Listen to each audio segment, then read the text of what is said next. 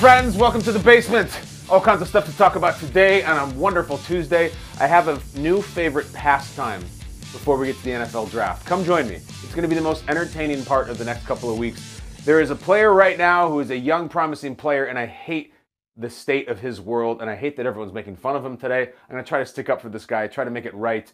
Plus, I survived a near spoiler experience yesterday, or did I? The payoff to yesterday's Succession cliffhanger right here in the basement. Plus, we have the social media cemetery. All the stuff you hate on all the apps that you scroll all day long. We're going to bury them. We're going to put some holy war on them, and we're just going to see them fade away into the oblivion so we never have to see it again. It'll be therapeutic. It'll feel good. And not as good as, though, what I love, what I hate, and the way we start the show, the trifecta, what's hilarious. Start the show. Bam!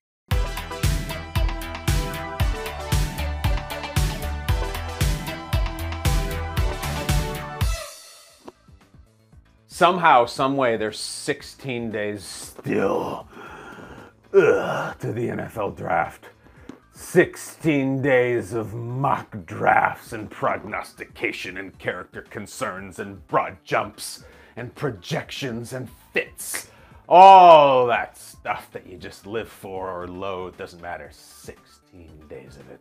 But there is something that I really like that's going to help us all pass the time before we get to that #1 overall pick to the Carolina Panthers. And that is watching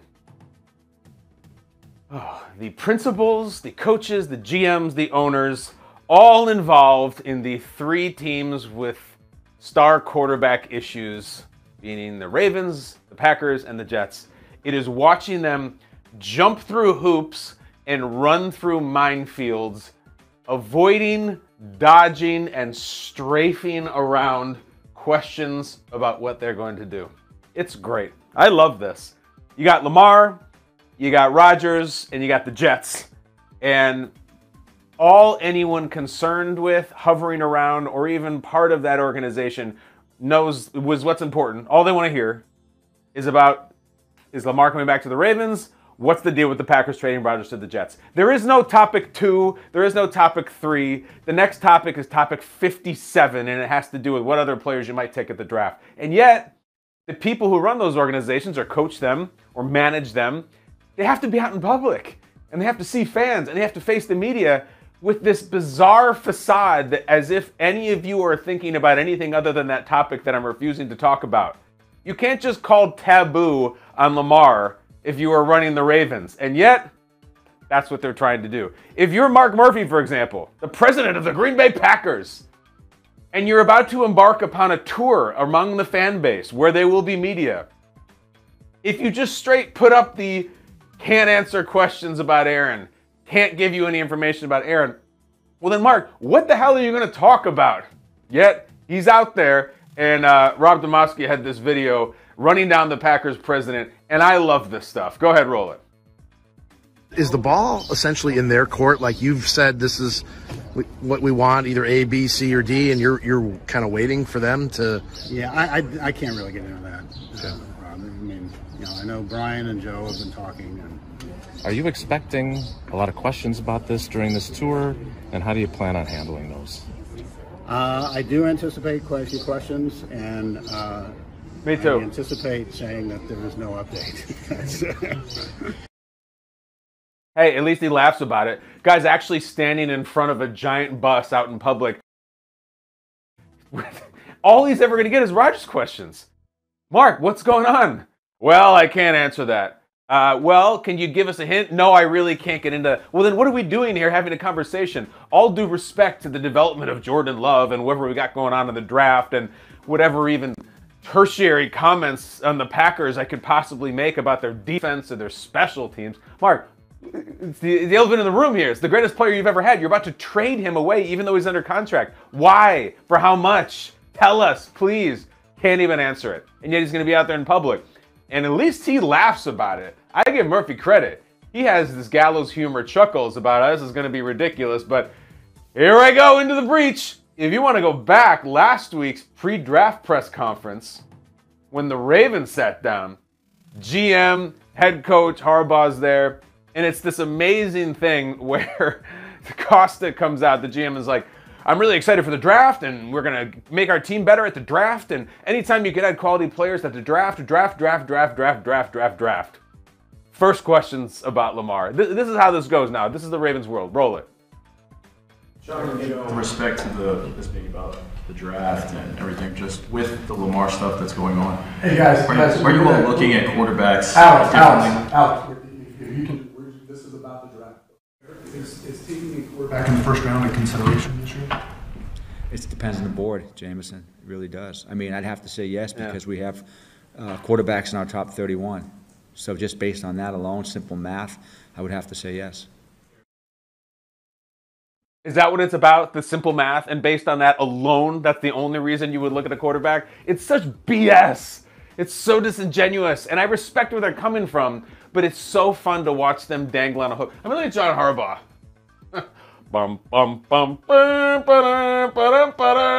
It's the best. Remember when the Snickers had the not going anywhere for a while commercials?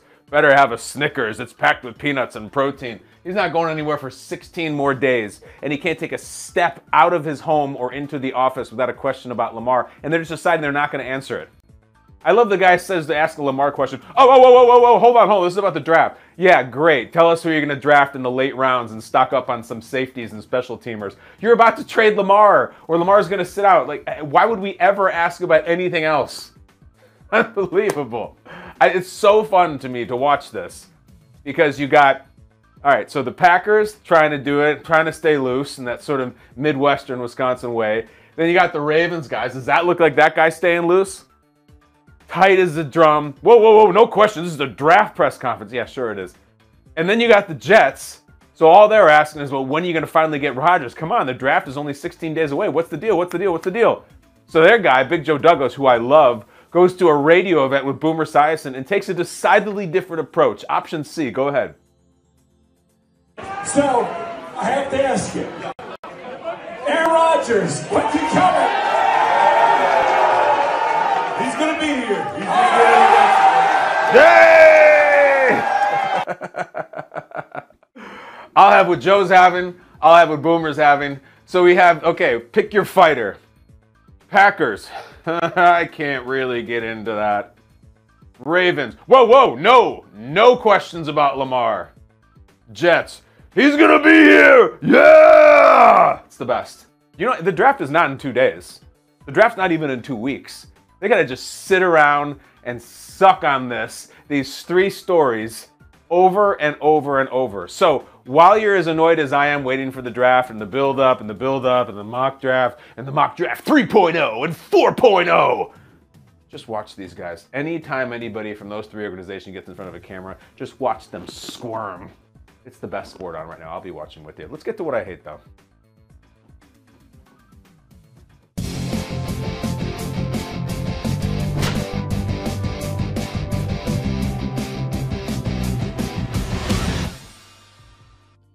I hate the Trey Lance mess. And it is a mess. I hate that mess. And no, wise ass, I'm not talking about his hairline. This poor kid, I mean, he can't catch a break. And now you go online, you look at all these hilarious Instagram accounts and memers and all that, and he takes a picture, Trey Lance, with Patrick Mahomes, doing something it's a great idea. Practice with the MVP, practice with a 2-time Super Bowl champ, pick up anything you want from him, get some throws in with him, and he takes one picture and everybody's making fun of his hairline. If you haven't seen it already, it's mean, it's dumb, it's not my kind of thing. But especially for this guy. Let's just look at where we are with Trey Lance, and let's start with where we started. Trey Lance, not his fault, not his idea, for Kyle Shanahan to take a wildly big swing trying to hit a baseball 900 feet by trading up in the draft to number 3 to get a quarterback from North Dakota State who hadn't even played football in a year. Not a North Dakota State guy who just won the championship and is just coming off an incredible season, who had been out an entire year because his program and COVID. That alone was just wild. And because Shanahan had Garoppolo and said, this guy has a ceiling and I can't do what I need to do unless they get me my Patrick Mahomes and I got to get this crazy nuclear quarterback. So he did something he was so horny for Trey Lance. He must have been. I must have him. God, that was nuts that John Lynch and Shanahan did that. But anyway, they did it, fine. I wouldn't have done it, but they know all about football, despite the fact that the guy had been in a smaller program, out a year, big time project. You sit him behind Jimmy for a while, and maybe he turns out into something. All right? Sits behind Jimmy. Jimmy finally goes out, and Trey Lance is going to start this year. He's sat out, he's watched, he's learned. Shanahan then starts running the wheels off him in a very short, limited experience to start the season, running him like a running back. Then bam, wouldn't you know, he snaps his ankle, he's out. Just terrible. So then Trey Lance has to sit out the entire year. Oh, this sucks, but I'm going to be patient. It's still my team. They've invested so much in me. I'm so talented and I believe in myself. Then, as he's standing there on the sideline, he watches this kid, this rookie, walk out there and make it look easy. Like, this is the NFL, this is nothing. I wish there was a higher league I could play in. My name's Brock Purdy, and I never lose, and I am the natural, and I think I'm going to be the 49ers quarterback for the next 15 years. He looked that good. So Trey Lance is like, what did I do? Why am I cursed like this? And then he shows up in the offseason, works out Patrick Mahomes, makes fun of his hairline. I just can't stand it. And I don't know anything about Trey Lance. You don't either. You know what I know about him? I know he started 17 total football games since he was in high school. High school. That's it. That's all he's got. Bryce Young started more. C.J. Stroud has started more. Will Levis at Kentucky has started more actual tackle football games than Trey Lance, who has been in the NFL for 2 years. And now he sits there. What do you do with him? Isn't it so interesting? You take the last guy drafted ever in the entire draft, who just looks great, but you're like, well, we traded up for the number 3 pick, so we should have him out there. Should you? Should you just put out the guy? Who cares where he was drafted after he's been in the league a couple of years? It's like, who cares where you went to college after you've been in the job market for a few years? What have you done since then? Is it really meaningful? Who cares? And yet Trey Lance seems like such a good guy. Doesn't spout off, doesn't speak out, keeps his mouth shut, works hard. And now it's just this almost cautionary tale of be careful trying to Trey Lance this thing. Be careful trying to find this guy who's an amazing athlete from maybe a smaller program who you think is going to be the next best thing. I don't know. Look what happened to Trey Lance with San Francisco. But it's not even like he went out there and just stunk it up. He didn't even go out there. He went out there and his leg broke. Same draft class, Zach Wilson went out there and stunk it up. I think we can all agree, if you could have the starter next year, week 1, Zach Wilson or Trey Lance, I'll take Trey Lance because I don't know what the hell he is. I think I know what Wilson is, or at least he is right now. But Trey Lance, the biggest mystery. The strangest players in the NFL, in order, Trey Lance, Jordan Love. Probably both going to be starting week 1, possibly at least for Lance. And for these like seminal bedrock franchises in the NFC, and nobody knows if they're any good whatsoever. And yet they've been in the league for years. The Lance one just kills me, though. Because remember, the 49ers are coming off. They're going to Super Bowl run with Garoppolo. They're in the title game last year on their 3rd-string quarterback, and then eventually they're in that game in their 5th-string quarterback. It's almost as if Shanahan had just done chalk, just drafted who Mel Kiper says he should draft. They'd probably be in much better shape. They really would. But he decided to try to beat the system. He had a massive crush on Trey Lance for whatever reason. He said, I have to have that player. I got to get somebody who can do everything, who can run, who can do the Patrick Mahomes thing. I can't just have Jimmy. I can't do it. If he had just checked at the poker table, just done the conventional thing, or just kind of passed, I wonder if the Niners would have a Super Bowl title. I don't know. But right now they have the strangest quarterback competition we will see of this decade. Versus the last pick, versus the 3rd pick. And the last pick should definitely have the job if he's healthy, but for some reason, just because of your draft, you're going to put him in the competition. It's so strange, and I think it's bad enough for Trey Lance. And then you smartasses with your hairline jokes. Look, go ahead, make fun of the guy if you want. The hairline is unusual. Who cares? We're talking about who cares about his hairline? He just worked out. My hairline would be a little messed up too if I'd gone through what Trey Lance has a few years. The hairline's the worst of his problem, least of his problems. All right. Leave Trey Lance's hairline alone. Leave Trey Lance alone. I'm rooting for that guy. Tough draw for him. I don't know where the Niners come out right now. They're still going to be one of the favorites. They have no idea who their starting quarterback's going to be. Hate those jokes. Rooting for Trey Lance. If he doesn't work out in San Francisco, I hope they trade him. I don't know who's going to trade for him. But I'd rather have him. I'd rather have him than Zach Wilson. I still don't know about Jordan Love. Jordan Love can win the MVP this year considering the Packers' luck. Trey Lance, I feel for you, buddy. Let's get to what's hilarious. It's a personal note.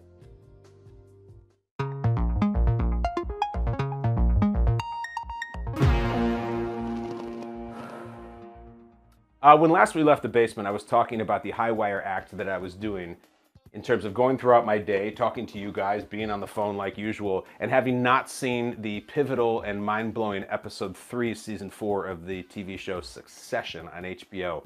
And I was really enjoying it. I felt alive. I felt like I was out there like with Bear Grylls or something like that, challenging myself and daring myself to have adventure by being out in public, not knowing this major twist in plot development that had gone down in a show that I've been watching for 4 years.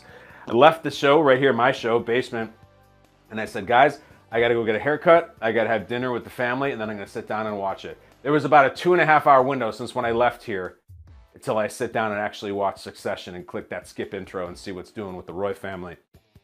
And went to get the haircut. As I thought, the barbershop, Jack's Barbershop, could not have cared less about some prestige TV show. They were talking about the Jets and Giants draft, which made my eyes roll out of my head, but they give a good haircut, so fine. No problem there. My wife doesn't watch the show. Certainly my kids don't watch the show. That was my dinner company, so that's it. Put the kids to bed, sit down, go down in the basement, not right here, but right over there. There's a couch in the other room. I sit down, go to the old HBO Max, I pull it up, next episode, biggest plot twist of the biggest show of this decade. Oh my God, oh my God. And it's so funny, just as it's loading, it's doing that little spinner thing, my phone buzzes, and it's, I wouldn't say he's a friend of mine, it's the kind of guy I know, we text sometimes, and sure enough, it was a meme, and I could see, it was Shiv's face. And I go, nope, nope, imagine if he had just sniped me right at the buzzer, right as the show is loading, and I saw, as soon as I saw that red hair, I just turned away. I actually tossed my phone upside down, put the phone down, buried under a pillow, press play, here we go. I made it. I felt Andy Dufresne crawled through 24 hours of spoilers and came out free on either side. I actually made it, and it was hilarious. It was, I felt like I accomplished something.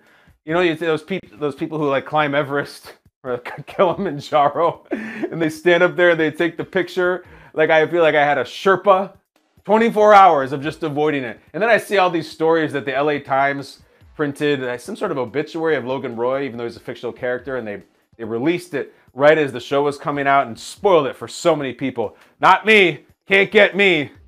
Undefeated, uncatchable. My only regret with waiting 24 hours to see Succession is that I had not waited 48 hours. I would love to be talking to you right now and be like, guess what, guys? I'm just that crazy. I didn't watch it. I'm going to go out in public.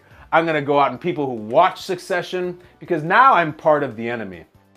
Now I'm part of those people. I walk into work today, Good Morning Football, and I'm like, guys, I watched Who Wants to Talk Connor's Wedding? And then there's other people, like Jason McCourty, who's like, I haven't seen it yet. And I'm like, oh, come on, how do you not see it yet? 24-hour rule, let's go. And he was like, no, can you not talk about it? Now I'm all annoyed with him. I like being where he was better. The people who know and the people who just want to gossip and tell all their little stupid theories, most of which they just stole from a podcast or a tweet anyway, those are the terrible people. I'm now with the enemy. I like the people who are virgin in the experience, who are letting it go this further. I should have done it. This episode was really good too. Unexpected.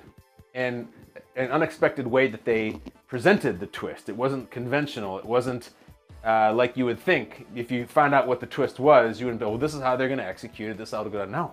It was very slippery, very dramatic. Made me kind of feel about my family and my loved ones, and got you right here. But honestly, after it was like kind of, I don't know, it was like the day after Christmas. The Christmas Eve is much better than the day after Christmas. It's always the excitement and the not knowing and the feeling like you might find out what your Christmas presents are. It's going to be spoiled for you. That's the juice right there, folks. It is the day after Christmas. Christmas is pretty good, but I like before anyway. I made it. I made it. Now I'm going to try it next episode and then the next one. Maybe I'll just take them all off. Don't spoil them for me. I went through the spoiler gauntlet and lived to tell the tale about it.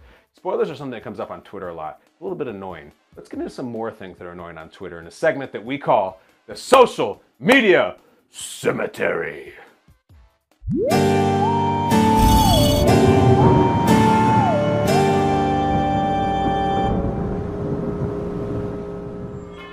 Let's do it. Time to get a little bit serious. It's time to get a little bit macabre. As you see me standing there with a big old shovel, 3 gravestones, TikTok, Instagram, Twitter, and the Social Media Cemetery. Listen, If you are me, you have at least a slight entry-level addiction to all sorts of scanning and swiping and social media, and most of the things you see you hate there. Most of them. Yet you still go, which makes the addiction all that sicker. But let's make some progress. Let's take some of those things we hate, scoop up some dirt, throw it over our shoulder, throw them in there, and then push that dirt right back on it and say, rest in peace. Right, Undertaker? Rest in peace. Let's just get into this right now. I asked you what are the things that you hated. I'll give you one first. What are the things that just need to die? You never want to see them again. This gif, this tweet, this joke, this line, this phrase, anything it may be that's just so lame and so annoying. Blaze Miller, Blazing KC. He says, retweet if you agree, or smash that like button. He says it's shameless. Yeah, those are terrible. Here's my stupid tweet, and I'm going to put you like a bad phone salesman into one of two avenues. You can retweet my garbage if you agree, or not hit that like, smash that like button. So bad. Don't you just immediately unfollow anyone who does that? Awful. Just awful. The last thing you can do is retweet. That's when you need the dislike button. Just awful. It's shameless, shameless. Even anything inviting a retweet. Typing something, please retweet. Shut up. Get out of here. Get out of here. Next. All right, Jeff and Lincoln. Look at this guy. He says he had a good run, but he needs to go. And we're looking at, look, this is a famous picture, it's a kid in a classroom who is choking on something and the veins in his neck are popping out and his forehead. And it's typically used, I think as I understand it, when you want to say something, but you don't, or you're dying to say something. This kid still cracks me up. That vein in his forehead is going to burst. The artery in his neck is massive. It looks like the ones in Robert Sala's arms. I've seen this kid a million times. I don't know where he is, who he is, what he does. I'm not going to kill this one. He still cracks me up. He just, I don't know what is, he's having a hard time, man. He really wants to say whatever he's saying. And the girl next to him couldn't give a crap. Sorry, this guy stays. Next. I like that kid. All right, now we're into it. Duke Wilbury says, for literally any fan base or team in any sport anywhere, please retire Homer sinking into the bushes. It's tough because Homer is funny, and Homer sinking into the bushes is a funny image in and of itself. But it's not funny how often it's used. It's not creative. Whoever's doing it didn't think about it for more than a second and just copied what everybody else did that they saw. Don't you just want to take a chance every once in a while to create your own thought, or even just take 4 more seconds to find your own GIF? I'm good with Homer. We've seen this 100,000 times. Get him out of here. Rest in I like Homer. peace. He's out. Ann Abrams, she tweets, all right, this is good. We need to put in the social media cemetery. I was today years old when I found out. Are people still saying that in earnest? Or are they only doing it sarcastically, making fun of the people who originally said it in earnest? It was one of these things that is a kind of a fun new phrase that someone made up when they learned something new. I was today years old. And it was novel for a while, and you see it and you're like, oh, that's kind of a funny little turn of words there. I was today years old. And now it's just so bad. It's so rote. It's so stock. Anybody who tweets it, you're just like, hey, yeah, the today years old thing, get the hell out of here. Today years dead. You were today years dead when you were buried in the social media cemetery. All right, we got another GIF here. Even if you're listening to The Basement right now and watching it, you know this GIF. The Denzel hand on his heart relieved GIF. The, oh, whew, big old Denzel smile at the end. This comes from Dean Tanner. He says, I think he says it perfectly. Love Denzel, but this every time a celebrity is trending. Enough! Yeah. It's insert beloved celebrity, and it'll be like, I don't want to put any bad energy out there, but you see on the trending list, Martin Short. And you're like, oh my God, did Martin Short pass away? No, he's just out promoting his show. He was on Fallon. What are you talking about? And then they say, when you see Martin Short trending but realize he's only on Fallon, Denzel GIF with hand over the heart. It is a very expressive GIF. The GIF is more of an ode to the talents of Denzel and how good he is on screen.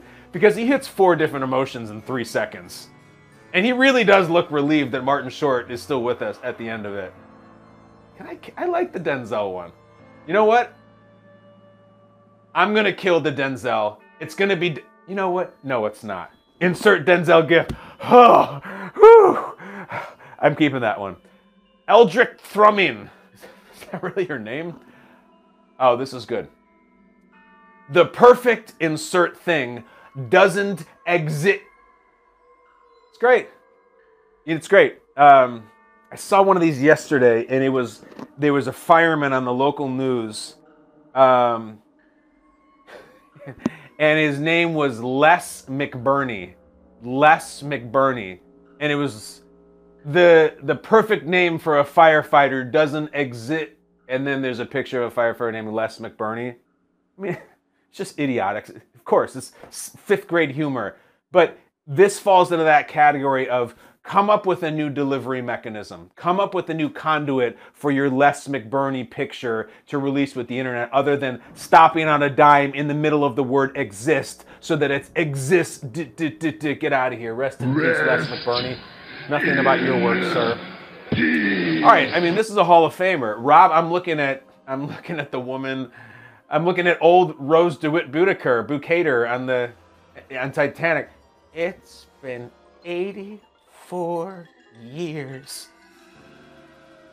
It's kind of a Hall of Fame gif. So is Homer Simpson then again.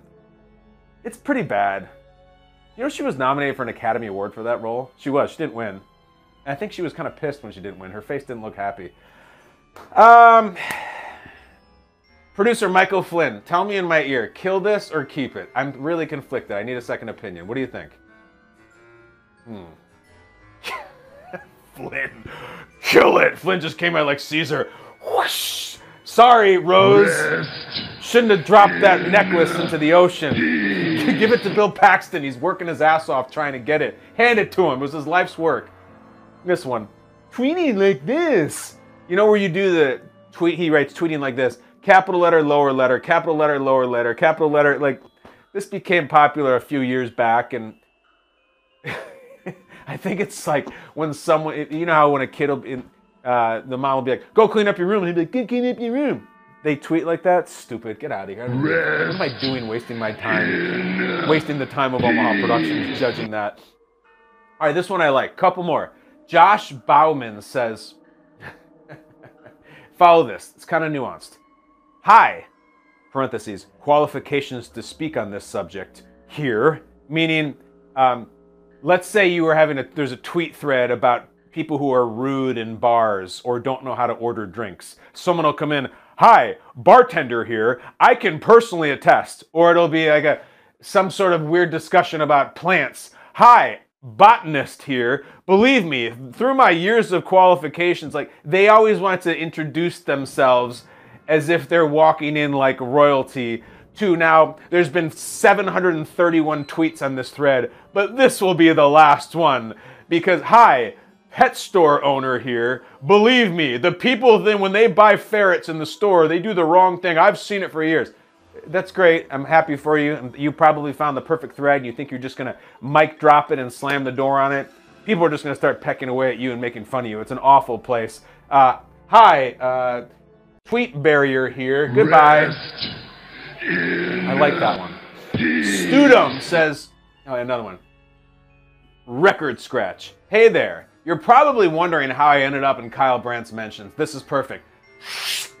Hey there. You're probably wondering, you've seen this a million times. It's a takeoff of old high school movies where they're getting beat up by a bully and then it freezes and there's a record scratch and the protagonist goes, you're probably wondering how I got here. Well, it all started in homeroom when I blah, blah, blah. And now you take somebody, I don't know, wiping out on a skateboard or getting thrown by a bull in Pamplona and you freeze it and you say record scratch, get the hell out of here. It was a funny joke the first 50,000 times. I liked it. I laughed. But the year was 2019. And I guess we can't have this segment without doing this. Ray Perkin, he is him, with a gif of a man throwing over a desk. This is why we do that segment. People hate that phrase. And yet I feel like every time you talk about how much you hate it, it emboldens the people to use it more. It's still on the shelf, guys. We've been saying he is him for almost 2 years. This was the high point of it was the 2022 NFL season, which it was everywhere, everywhere. It's one of those things where it's better off to ignore it. He is him. I can't bury it. It will just crawl out of the dirt like Michael Myers meets Jason Voorhees. You can't kill he is him. The only way to kill it is to not speak its name. I'm sorry. I would be happy to hit the Undertaker button. It would do nothing. And this guy hit the nail on the head. Worst thing on Twitter, what should we bury? He has a picture of my own tweet saying social media cemetery. Johnny Cat 222, you are my kind of wise ass. Twitter is a perfect place for you. I salute you, and I'll hit the Undertaker just for you, Johnny Cat. Rest in That's called sort of meta. That's called Inception. That's called the Upside Down. We're doing a social media cemetery. On social media cemetery. Guys, great job. You're undefeated in that segment. We'll be back soon with more, I promise. And we will do He Is Him. And I could have buried it. I don't need to waste the time, or yours or mine. It will come crawling back. Please ignore He Is Him. It will help. Encourage your favorite athletes to do the same. In the meantime, I'm going to throw a dart. That's our program today. I always end the program with a unscripted, off-the-cuff little diatribe for which I am never prepared. 20